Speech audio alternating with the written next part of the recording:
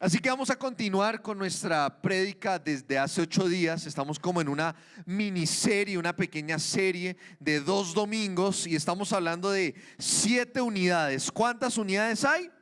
7, y hace 8 días hablamos de 3 de las 7 y vamos a simplemente dar un repaso, tal vez para algunos que no estuvieron. Si no estuviste y quieres ponerte al día, puedes ingresar a nuestra fanpage en Facebook @igleco76 y ahí puedes encontrar la prédica de hace 8 días para que adelantes cuaderno y sepas de lo que estamos hablando en esta mañana.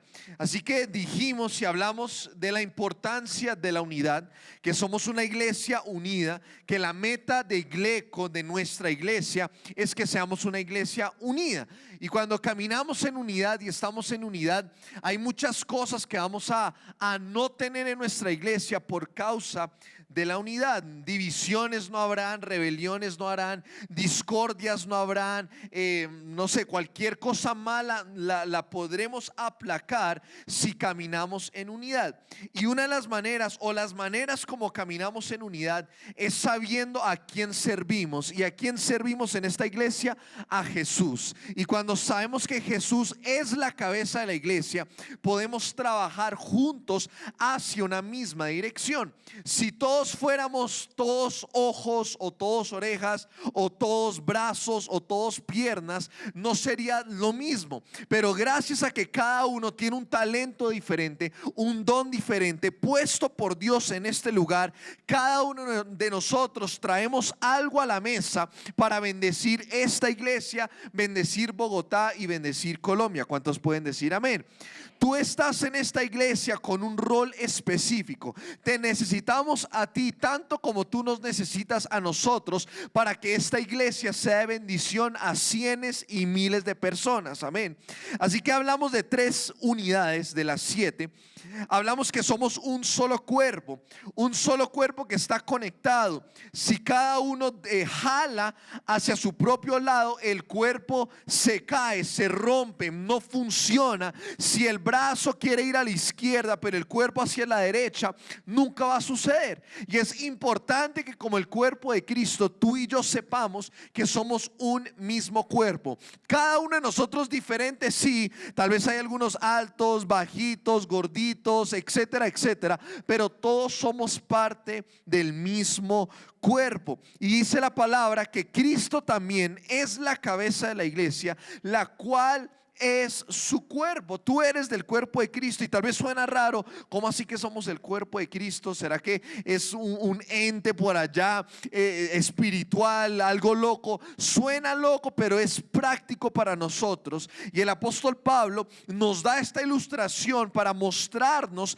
que nosotros, siendo un cuerpo, teniendo diferentes partes, funcionamos aquí en la tierra para ser la extensión de Dios aquí en la tierra. Tú eres llamado por Dios para hacer cosas que Dios mismo no puede hacer. Amén. Hay muchas cosas que Dios no puede hacer en la tierra, no porque Él no pueda, Él sí podría, pero nos ha dado a nosotros tareas y responsabilidades para que las llevemos a cabo y podamos ser su extensión aquí en la tierra. Número 2, dijimos que somos un solo espíritu. Es el mismo espíritu que levantó a Jesús de entre los muertos, habita ahora en ti. Aquí, cuando hablamos de un espíritu, no hay divisiones, no hay clases sociales, no hay machismo, no hay feminismo, no hay clasismo, no hay divisiones culturales. Cuando hablamos de un mismo espíritu, hablamos de una unidad mucho más allá que la unidad que nos une en la carne, que nos une en esta tierra. Y dijimos hace 8 días que nuestra conexión espiritual es mucho más profunda aún que la conexión que tú tienes con tu familia de sangre. Eso quiere decir que tu familia aquí, nosotros estamos más conectados que nuestras propias familias. Amén, eso es bueno, porque si tú no tienes familia, por ejemplo, tal vez, no sé, tu papá te dejó, tu mamá te dejó, o algo pasó en tu familia y no tienes familia, vengo a decirte que el momento que tú recibes a Jesús, recibes una familia que es más cercana que tu familia de sangre. ¿Por qué? Porque nos une un espíritu, no nos une una sangre, sino que nos une el Espíritu de Dios. Y número 3, hablamos que tenemos una misma esperanza. ¿Cuál es esta esperanza? Son dos partes. Una es el cielo y la eternidad, que tenemos una esperanza que el día que nos vayamos de esta tierra, muramos, cuando ya se cumpla nuestro tiempo, vamos a ir al cielo. Pero la segunda esperanza que también tenemos es el rapto, que antes de que muramos va a suceder un momento que vamos a ser raptados, vamos a ser sacados de esta tierra para ser raptados y estar juntamente con Cristo. Y esto sucederá antes de la tribulación, creemos nosotros, con base a lo que dice la Biblia. Seremos salvados de ese momento para estar una eternidad en el cielo con Cristo. Pues antes de la eternidad tienen que pasar varias cosas, pero esa es la meta: ser raptados de esta tierra para que no tengamos que pasar por la tribulación. Y hoy, número 4, vamos a empezar con la cuarta unidad y vamos a hablar de un solo Señor. Ahora, ¿de dónde sacamos estas 7 unidades? Tal vez para los que no estuvieron. Efesios capítulo 4, versículo 4 al 6 dice: pues hay un solo cuerpo y un solo espíritu, tal como ustedes fueron llamados a una misma esperanza gloriosa para el futuro. Hay un solo Señor, el que vamos a hablar hoy, una sola fe, un solo bautismo, un solo Dios y Padre de todos, quien está sobre todos, en todos vive y por medio de todos. Así que de este versículo extraemos estas 7 cosas o estos diferentes tipos de unidades, los cuales estamos mencionando. Así que cuando hablamos de un solo Señor, creo que eso no tiene mucha explicación, y es que servimos al mismo Jesús, que tú y yo, aunque lo hemos experimentado de diferentes maneras, tal vez tú lo experimentaste cuando tenías 7 años, 9 años, o lo acabas de experimentar de manera reciente, pero cada uno de nosotros, aún habiéndolo experimentado de una manera diferente, servimos al mismo Dios. Y eso nos une, eso nos hace una familia, eso nos hace un cuerpo junto, porque servimos a la misma persona. Amén. Los trabajadores de Postobón son los mismos trabajadores de Coca-Cola. Pero si venden el mismo producto, si venden gaseosa, ¿será que son del mismo grupo? No, tal vez venden el mismo producto, la gaseosa, pero el envase, la cosa, el empaque, todo es diferente. Pero cuando hablamos de un mismo Señor, quiere decir que trabajamos para la misma empresa. Estamos trabajando para el Dios que no murió y se quedó ahí, sino que al tercer día resucitó. Y eso debería darnos ánimo suficiente para servirle a Dios todos los días de nuestra vida. Hechos capítulo 4 versículo 12 dice: en ningún otro hay salvación. Dios nos ha dado ningún otro nombre bajo el cielo mediante el cual podamos ser salvos. Entonces, cuando tú recibes a Jesús en el corazón, de inmediato eres añadido a la familia de Dios. Y dice que no hay salvación en nadie más. Tal vez el mundo te dice: hay salvación por aquí. Tal vez Buda es la salvación, tal vez Mahoma es la salvación, tal vez el misticismo es la salvación, tal vez esto, lo otro es la salvación. Pero solo hay un camino para llegar al cielo, y es a través de Jesús. Jesús dijo: yo soy el camino, la verdad y la vida, y nadie puede venir al Padre si no es a través de mí. Amén. Entonces, cuando el mundo te venga a inventar o a hacerte creer que hay muchos caminos al cielo, tú de manera automática sabes que es una mentira, porque solo hay un camino para llegar al cielo, y es recibiendo a Jesús en el corazón. Así que nosotros ya tenemos mitad de la carrera ganada, porque ya somos cristianos. Ya hemos recibido a Jesús en el corazón. Tú ya eres hijo de Dios. Tú ya eres salvo. Tú ya eres redimido. Ya eres perdonado. Eso quiere decir que servimos al mismo Señor. Un Señor que no es injusto, sino es un Dios justo. Un Señor perfecto, que no tiene sombra de mudanza, que es el mismo ayer, hoy y por los siglos. Es un Dios que mira y vela para que tú siempre estés bien. Bacanísimo trabajar por un jefe así, ¿no? Que siempre quiere lo mejor para uno. Que aunque uno la embarre, uno meta la pata 1000 veces, el jefe siempre vela lo mejor para ti.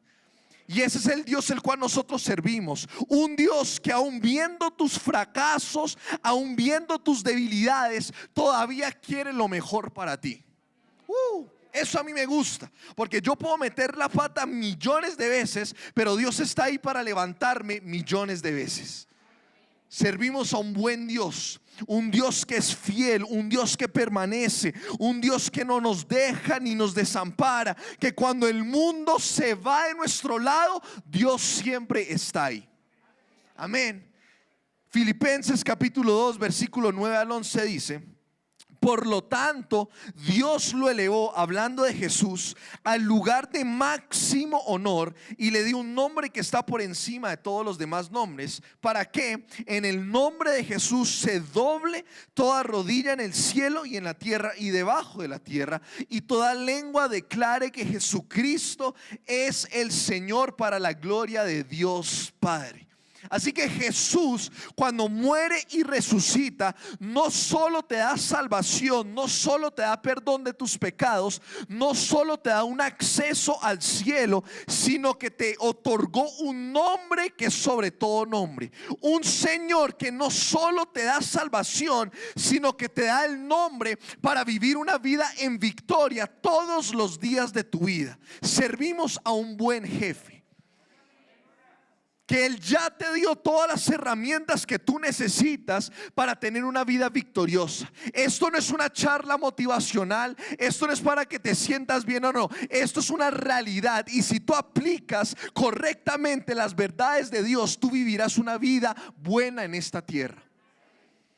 Ahora, vendrán problemas, claro. Te pelearás con tu esposa, claro. Vas a agarrarte con tus hijos, claro. Pero por encima de eso hay verdades que sobrepasan eso, y tú puedes vivir una vida en completa victoria si usas el nombre de Jesús.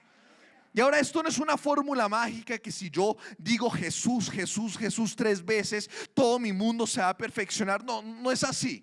Tienes que aplicar fe, tienes que caminar en santidad, tienes que ser una persona de oración para que esto funcione. Pero el principio permanece, que el nombre de Jesús es el nombre que está sobre todo nombre. Sobre el cáncer, sobre el dolor de cabeza, sobre tu situación en tus finanzas, sobre la situación en tu matrimonio, el nombre de Jesús está por encima de eso. Amén. Servimos a un buen Señor. ¿Y eso qué nos quiere decir? Que esta familia es bacana. Si servimos a un buen jefe que vela por el bienestar de todos nosotros, quiere decir que todos nosotros deberíamos de caminar en unidad, porque todos estamos bien. ¿Sí tiene sentido eso? Si tú estás bien y tu vida está bien porque sirves a un Dios que es bueno, tú vas a reflejar eso en todo lo que tú haces en esta tierra. Serás bondadoso con otras personas, serás buena gente con tu vecino, tendrás para dar, para ser de bendición a otras personas, serás más paciente, serás más amoroso. Amén. Serás más amoroso aún con los santafereños. Amén. Me incluyo ahí. Yo los amo, pero en el amor de Cristo. De ahí para allá, no. Amén. O eres paciente en el carro. Cuando te cierran, en vez de pitar, lo bendigo. Aunque quieras decirle de todo, pero eres paciente. ¿Pero por qué? Porque tú eres un reflejo directo de quién es Dios. Y si tú sabes el buen Dios que tú sirves, vas a ser como Él es. Y Él es un Dios que ama, que es misericordioso, que es lleno de gracia. Tú eres un reflejo de quién es Dios, pero solo serás un buen reflejo si sabes y conoces al Dios el cual tú sirves. Amén. Ahora un paréntesis aquí, hablando un solo Señor. Las divisiones en la iglesia no empiezan con alguien que está lleno del amor de Dios. Amén. Las divisiones, las rebeliones, las contiendas, las peleas nunca empiezan con alguien que está lleno del amor de Dios. Siempre sucede con alguien que está amargado, que está ofendido, que está, no sé, lastimado en su corazón, adolorido en su corazón. Y usualmente esas personas son las que generan problemas dentro de la iglesia. Y mi pregunta para ti en esta mañana es: ¿dónde está tu corazón? ¿Cómo está tu corazón? ¿Has experimentado a Dios a tal punto que no te importa lo que la gente piensa acerca de ti? Ah, no, es que ella no me saluda, o pasó esto, o nunca reciben mis opiniones, o siempre me ignoran, o esto y lo otro. El proceso para servir es demasiado largo, etcétera, etcétera. Y dejamos que nuestros corazones se llenen de ofensa, raíces de amargura, y terminamos siendo un problema para la iglesia en vez de ser una bendición.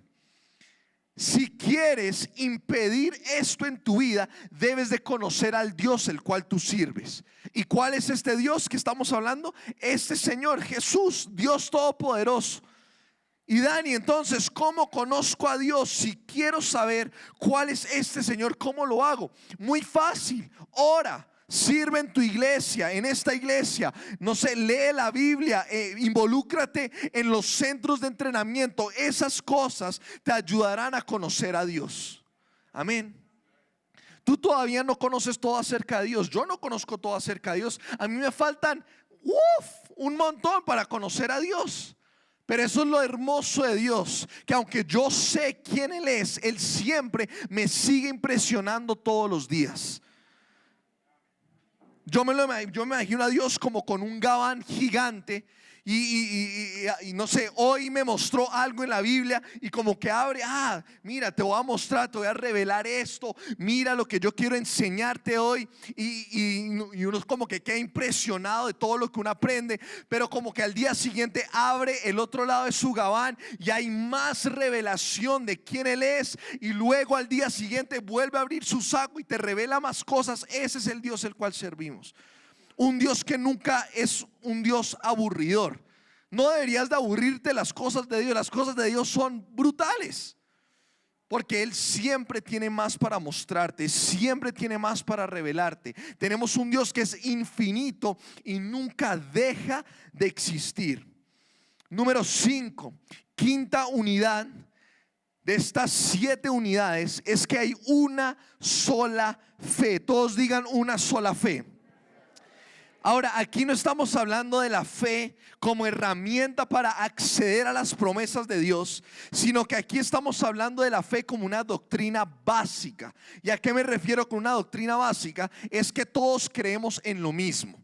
Y a eso es a donde voy en este punto, que no es Marcos, capítulo 11, versículos 22 al 24, sino que estamos hablando de una fe que cree en lo mismo. Y nota lo que dice Judas, capítulo 1, versículo 3. Dice: queridos amigos, qué gran anhelo tenía pensado escribirles acerca de la salvación que compartimos. Sin embargo, ahora me di cuenta de que debo escribirles sobre otro tema para rogarles que defiendan la fe que Dios ha confiado una vez y para siempre a su pueblo santo. Entonces aquí el escritor de Judas le está diciendo a sus receptores: yo necesito escribirles para que aprendan a defender su fe. Ahora, nosotros creemos por fe en Dios, sí. ¿Cuántos pueden decir amén? Cuando tú recibiste a Jesús, lo confesaste con tu boca, creíste en tu corazón y de inmediato recibiste a Jesús. Pero como cristianos debemos de aprender a defender nuestra fe. Ahora, no es con palabras de humana sabiduría como lo dice el apóstol Pablo, sino es con demostración del poder de Dios. Pero va a llegar un momento en tu vida donde vas a tener que tener argumentos suficientes para defender tu fe. Amén. Ahora, yo no sé en dónde estás esta mañana, tal vez sí sabes o no, tal vez has estudiado o no, pero es bueno que cada miembro de esta iglesia sepa en lo que tú crees. Tú no crees en un hecho místico por allá, un Dios que está sentado en un trono allá lejano, con una barba larguísima y una vara allí mandándonos relámpagos cada 5 minutos que la embarramos. No, tú no crees en una fábula, una historia. Lo que tú crees tiene también peso científico que te da a ti la garantía que tú no crees en una fábula y en una historia. Cuando Judas o el autor de Judas le escribe a su destinatario, le dice: tienen que aprender a defender su fe. No solo somos un montón de aleluyas, panderetos que levantan la mano el domingo en la mañana, sino que tú tienes argumentos suficientes que cuando alguien se venga a burlar de tu fe, tú tengas argumentos para defender lo que tú crees. Amén. Y ahora uno defiende lo que uno ama, ¿no es así? Tú defiendes a tu familia. Les dije hace 8 días que yo defiendo a mis hermanos, aun cuando estén mal visto, yo los defenderé hasta la muerte. Y lo mismo es con nuestra fe. Debemos de defenderla, aunque tengan cosas tal vez que no entendamos por completo. Tal vez hay cosas que todavía no comprendemos acerca de las cosas de Dios, pero con lo que sabemos, tener herramientas suficientes para defender lo que nosotros creemos. Nuestra fe no es una fe vacía, no es una fe que se basa en relatos históricos de ciertos autores de un libro llamado la Biblia, sino que hay ciencia, argumentos, números que prueban que nuestro Dios es real. Y si tú te metes a un gran ¿cómo se dice? A la gran madre Google, puedes encontrar millones y millones de cosas que te van a explicar a fondo lo que nosotros creemos. Ahora, esto se requiere de estudio, se requiere que tú saques tiempo de tu tiempo personal y estudies acerca de lo que tú crees. Amén.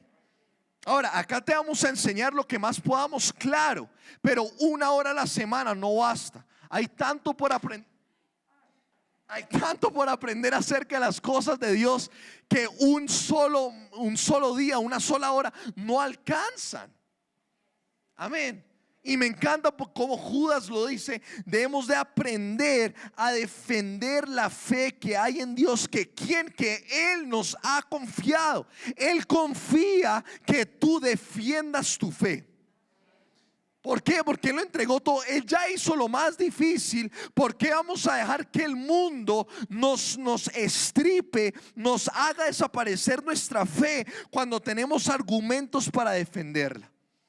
Amén. Nosotros tenemos la verdad, y esto no es para vanagloriarnos y para decir: es que nosotros, Igleco, tenemos la respuesta. Bueno, sí tenemos la respuesta, pero no es algo para enorgullecerse, sino es para saber y que el mundo sepa que la verdad se encuentra en Jesús. Amén. Una sola fe. Hechos capítulo 2 versículos 41 al 42. Dice: los que creyeron lo que Pedro dijo fueron bautizados y sumados a la iglesia ese mismo día, como 3,000 en total. Todos los creyentes se dedicaban a las enseñanzas, o en otras versiones dice doctrina de los apóstoles, a la comunión fraternal, a participar juntos en las comidas, entre ellas la cena del Señor, y a la oración. Lo que quiero enfatizar en este versículo es que se dedicaban a las enseñanzas de doctrina. ¿Cuál es la doctrina a la cual estamos hablando? Acerca de la fe, que Cristo murió, y no solo murió, sino que resucitó, y que no solo resucitó, pero ascendió después de 40 días y está sentado en este momento a la diestra del Padre. Eso es lo que tú tienes que defender. Jesús no solo vino acá a la tierra a contarnos unas historias muy bonitas, unas parábolas, y a profetizar y a ser un buen hombre. No. Jesús vino a salvar a la humanidad. Y no sé si lo has escuchado, pero el mundo solo piensa que Jesús solo fue un buen hombre, que vino a contar unas buenas historias, fue un excelente hombre, caminó en amor, profetizó, pero hasta ahí paran de contar la historia. Pero nosotros sabemos que Jesús es mucho más que eso. Y Jesús, ¿qué es? Es nuestro Salvador, es nuestro Redentor, es aquel que nos ha sanado, que nos ha bendecido. Ese es el Dios y la fe, el cual tú debes de proteger, defender. Amén. No te dejes como arrastrar por las doctrinas de este mundo, por las doctrinas de esta tierra. No, que esto, que lo otro, que creemos en esto. No. Si tú en realidad crees en lo que crees, nada te va a mover de ahí. Jóvenes, no dejes que los profesores de tu universidad te digan lo contrario de lo que tú crees. Sí, ellos pueden ser la gente con más carreras, PhD, masters, posgrados, pregrados, lo que tú quieras. Pero por encima de las verdades que ellos tienen, el intelecto que ellos tienen, nosotros o ellos no pueden razonar lo que nosotros entendemos de nuestro espíritu. Ellos intentan razonar las cosas de Dios basado en lo que ellos saben, pero nosotros no conocemos a Dios como ellos lo conocen. Yo no puedo conocer a Dios con mi intelecto, sino que lo conozco es con mi espíritu. Ahora, ¿puedo defender a Dios con mi intelecto? Sí. Pero a lo que voy con esto es que intentan tratar de probar a Dios con cosas intelectuales, cuando la realidad, la única manera de explicar a Dios es desde aquí, desde el espíritu, desde adentro. Ahora, ¿debes de defender tu fe? Sí. Pero a veces tratamos de explicar demasiado a Dios con las cosas de esta tierra, cuando en realidad Dios explica es con lo que Él ha hecho en tu interior. Él te salvó, pero no cambió tu mente solamente natural, sino que cambió fue tu espíritu. Amén. El hecho que una persona sepa mucho de cosas y que tenga mucho intelecto y razonamiento no quiere decir que tenga la razón. Amén. No sé por qué dije eso, pero a alguien le debió haber servido algo. Así que esta fe es creer en ¿qué? En la muerte, resurrección y ascensión de Jesús. Amén. Ahora, ¿se acuerdan una de las prédicas que hablamos hace varios meses, que probamos la resurrección de Jesús? Que no solo fue un hecho relatado por unos autores, sino que hay evidencia suficiente que prueba que Jesús resucitó al tercer día. A eso me refiero, que tú no solo crees en una fantasía o en una historia relatada por personas, sino que lo que tú crees es una realidad. No solo lo crees porque tú sabes aquí que lo sabes, sino que aquí en los argumentos que hay, en lo que conocemos como historia, sabemos que esto es una realidad.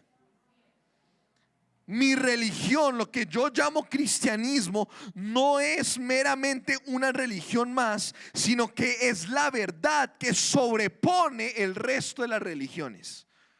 Nuestra religión no está en el mismo nivel que las otras religiones. Amén. ¿Por qué? Porque nosotros tenemos la respuesta que este mundo necesita. ¿Y cuál es la respuesta? Jesús. Amén. Ahora, yo sé que esto es una relación y esto no es una religión. Yo eso lo entiendo. Pero para este punto sí es válido este punto.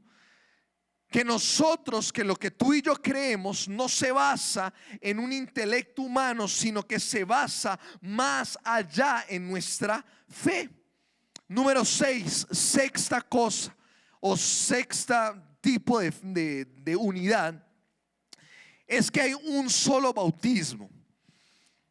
Ahora, aquí puedo hablar un montón, podría gastar horas en este punto, pero si quieres saber más de este punto, involúcrate en los centros de entrenamiento que tenemos y vas a poder aprender mucho más. Pero en 1 de Juan capítulo 5 versículos 7 al 8 dice: y Jesucristo fue revelado como el Hijo de Dios por medio de su bautismo en agua y por derramar su sangre en la cruz. Es decir, no mediante agua solamente, sino mediante agua y sangre, y el Espíritu, quien es la verdad, lo conforma con su testimonio. Por lo tanto, los tres son testigos. Número uno, el Espíritu. Número dos, el agua. Y número tres, la sangre de Cristo. Y los tres están de acuerdo. Así que cuando hablamos de un solo bautismo, para que lo veas tal vez en tu cabeza si tienes imagen fotográfica, míralo como tres en uno. Son tres bautismos, pero en realidad solamente es uno. ¿Y cuáles son estos tres bautismos? Número uno, cuando recibes a Jesús en tu corazón, eres bautizado en Cristo. Quiere decir que estás en Cristo, que ya no vives la vida que tú quieres vivir, sino que ahora Cristo vive en ti. Entonces el apóstol Pablo en una de sus cartas simplemente lo menciona de esa manera, que hemos sido engendrados, incrustados, depositados en Cristo, y ese es el primer bautismo. En otras palabras, o en pocas palabras, cuando tú y yo recibimos a Jesús de manera automática, fuimos bautizados en Jesús. Ahora tu vida ya no es lo que tú quieres hacer, sino es lo que Dios quiere hacer a través de tu vida. Gálatas 2:20 dice que ya no vives tú, sino que ahora Cristo vive en ti. Y en Juan capítulo 15 dice que así como mi Padre y yo somos uno, que nosotros también seamos uno. Quiere decir que tú estás en Cristo, pero quiere decir también que Cristo está en ti. Somos uno. Fuimos bautizados en Jesús. El momento que lo recibimos, lo aceptamos en nuestro corazón. ¿Cuál es el segundo bautismo? Es el bautismo en agua. Hace 8 días tuvimos una celebración en este lugar. ¿Cuántos se bautizaron hace 8 días? Hay uno aquí, uno, si bien ellos, chévere. Hace 8 días simplemente fue una representación del primer bautismo, que es haber recibido a Jesús en el corazón. Cuando somos bautizados en agua, simplemente es una demostración externa de lo que ya sucedió en nuestro interior, dejando todo tu pasado, todos tus pecados, todo lo malo en el agua, y cuando sales como una nueva persona. Y ese es el segundo bautismo que estamos hablando aquí, el bautismo en agua. Es mostrarle al mundo, mostrarle a tus amigos, vecinos, familia, que tú ya no vives tu vida, sino que ahora vives la vida que Dios tiene para ti. Amén. Y qué gran momento es saber que Cristo muere por nosotros y nos da una nueva vida, y que yo ya no tengo que cargar con todas las bobadas, porquerías de mi vida, sino que he sido lavado, limpiado, hecho más blanco que la nieve por causa de su sangre. Ese es el bautismo que nos une. Un bautismo en Cristo, un bautismo en agua, y número 3, el bautismo del Espíritu Santo. Son 3 bautismos que todo cristiano debe de tener. Recibe a Jesús en tu corazón, bautismo en agua o bautízate en agua. Y número 3, recibe el poder del Espíritu Santo. ¿Cuál es este poder del Espíritu Santo? Es la habilidad de estar lleno del Espíritu Santo, con la evidencia de hablar en otras lenguas. Y cuando hablas en lenguas, sabes que eres lleno del Espíritu Santo. Amén. Entonces, cuando hablamos de un solo bautismo, es esto, que cada cristiano, y aquí en Igleco creemos en esto, que todos deben de recibir a Jesús, debemos de ser bautizados en agua, y número 3, que todos debemos estar llenos del Espíritu Santo. Si tienes estas 3 cosas, vas súper bien. Ahora, si te falta tal vez una de las 3 o 2 de las 3, no importa. Aquí te vamos a ayudar para que puedas recibir y a impartir de estos 3 bautismos. ¿Por qué creemos que es importante? Porque te da herramientas para vivir la vida que Dios tiene para ti. Amén, porque entiendes quién tú eres, que yo ya no soy Daniel Romick, sino que ahora soy hijo de Dios, y necesito cumplir ciertas cosas para llegar a ser la persona que Dios quiere que yo sea. Amén. Así que si no te has bautizado en agua, por ejemplo, creo que en 6 meses vamos a tener otra vez bautismos. Inscríbete y hagámoslo de una. No esperes hasta 5 años, no, hazlo ya de una vez, y comenzamos a pegarnos, a unirnos mucho más. Un solo bautismo. Y número 7 y última, es que nosotros servimos a un solo Dios y Padre. Dice en Malaquías capítulo 2 versículo 10: ¿no somos hijos del mismo Padre? ¿No fuimos creados por el mismo Dios? Entonces, ¿por qué nos traicionamos unos a otros, violando el pacto de nuestros antepasados? Somos hermanos porque tenemos al mismo papá. Amén. Y servimos a un buen papá. Y me encanta cómo Jesús nos lo reveló a nosotros. Y en una oración, hablando con sus discípulos, llama al Padre Dios, a su papá, Abba Padre. En otras palabras, nos da una cercanía a Dios que antes no había. Que antes de que Jesús viniera, para poder acercarme al Padre, tenía que sacrificar un montón de animales, hacer un montón de cosas para tal vez complacer a Dios. Pero el momento que Dios envía a su Hijo a morir por nosotros, rompe con esas cosas, con el paradigma del mundo, y nos da un acceso directo a nuestro Padre. Hebreos capítulo 4 versículo 16 dice que ahora podemos entrar de manera confiada al trono de la gracia. ¿Por qué? Porque servimos al mismo Padre. Porque el momento que tú recibiste a Jesús, recibiste también el amor del Padre. Amén. Isaías 45 versículo 5 dice: yo soy el Señor, no hay otro Dios. Te he preparado para la batalla, aunque tú ni siquiera me conoces. ¿Cuántos dioses hay? Uno. ¿Y cuál es el Dios que nosotros servimos? Dios. Nos une el mismo papá, el mismo Dios. No hay otro, no hay unos diositos, no hay un Dios más pequeño, no, solo existe un Dios. Y es el Dios todopoderoso, el creador de los cielos y de la tierra, el principio y el fin, el alfa y la omega, el creador de tu vida, el creador de tus ojos, el creador de tu pelo, el creador de quien tú eres. Ese es el Dios el cual servimos. Un solo Padre y un solo Dios. Ustedes notan, no solo es Dios, el Dios todopoderoso, sino que servimos al mismo papá. Amén. ¿Qué quiere decir que servimos al mismo papá? Que tú puedes entrar cuando quieras, como sea, a la presencia de tu papá. Me acuerdo cuando éramos más chiquitos con mis hermanos, yo nunca le pedía permiso a mi papá para entrar a su oficina, jamás. Podía estar el presidente sentado con mi papá, pero a mí no me importaba. Yo entraba a pedir lo que yo necesitaba. Y con Dios pasa exactamente lo mismo. Y habían momentos que llegábamos aún después de entrenamiento de fútbol o de baloncesto, llegábamos terribles, sucios, sudados, y mi papá estaba en una reunión súper importante, pero a nosotros no nos importaba porque era la oficina de mi papá.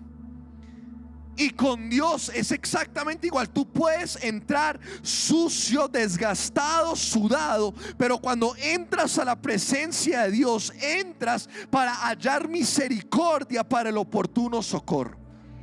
Tú en la presencia de Dios puedes hallar cualquier cosa que tú necesitas. Amén. Entonces no dejes que el diablo te venga a inventar, meterte ideas en la cabeza. No, es que tú no puedes entrar porque pecaste esta mañana. No, es que tú no puedes entrar porque mentiste. No, es que tú no puedes entrar por esto o lo. No. Tú puedes entrar para hallar misericordia. Tú no necesitas misericordia para entrar. No, tú entras y ahí encuentras misericordia. ¡Wow! Porque nos han inventado la idea, no, es que tienes que ser perfecto para entrar. No, no tienes que ser perfecto. Tienes que estar dispuesto, y cuando entras comienzas a parecerte a Cristo, y en eso comienzas a encontrar la perfección que solo encuentras en Jesús. Un solo Dios y un solo Padre. Romanos capítulo 3, versículos 29 al 30, dice: después de todo, ¿acaso Dios es solo Dios de los judíos? ¿No es también el Dios de los gentiles? Claro que sí. Hay un solo Dios y Él hace justas a las personas, tanto a los judíos como a los gentiles, nosotros únicamente por medio de la fe. Nos salvó a nosotros, gracias a Dios. No solo salvó a los judíos, pero salvó a todos los gentiles, a nosotros, a todos los colombianos, paisas, caleños, santanderianos, cachacos, rolos, lo que sea. Él nos salvó. Somos la mejor familia del mundo. Que el mundo nunca tenga nada malo que decir acerca de nosotros. Que cuando el mundo vea a Igleco, los de allá afuera vean Igleco y digan: wow, yo quiero ir a ese lugar porque todo el mundo se ama. No están rajando el uno del otro, no están hablando a las espaldas del uno del otro, no están hablando mal de sus pastores, sino que hay tanto amor en este lugar que eso atrae al mundo y van a querer venir a este lugar por el amor que nosotros nos tenemos. Mi meta con estas dos enseñanzas era eso: crear en ti un amor por lo que Dios ha hecho en tu vida, pero no solo en tu vida, sino que lo que Dios quiere hacer en este lugar. Ama la casa donde Dios te ha plantado. Ama este lugar. Este lugar no está aquí por casualidad, no está aquí porque el edificio ya existía. Esto estaba planeado antes de la fundación del mundo, en el corazón de Dios, para que tu vida fuera bendecida, para que la vida de tu familia fuera bendecida, para que tu hogar fuera bendecido, para que tu empresa fuera bendecida. Y si esa es la razón, ¿para qué hablar mal de un lugar que fue diseñado para bendecirte? No hables mal de este lugar y no hables mal de tu vecino. Y lo voy a decir con mucho respeto: si hay algo que no te gusta y te saca la piedra, ahí está la puerta. Porque aquí somos una familia que nos amamos. Ahora, respetamos tu opinión, claro. Hay cosas que podemos mejorar, claro, y queremos mejorar, obvio. Pero estarse quejando siempre lo mismo cansa. Estarse quejando siempre las cosas que siempre están mal cansa. A veces toca mirar mucho más allá y mirar lo bueno por encima de lo malo. ¿Somos una iglesia perfecta? No, y nunca lo vamos a hacer. Pero estamos haciendo lo que Dios nos ha llamado a hacer. Amén. ¿Cuántos aman su iglesia? ¿Cuántos aman a tu vecino? Aunque no sea tu mamá, tu papá, no. Ama a tu vecino, aunque sea la persona que tú ni siquiera conoces.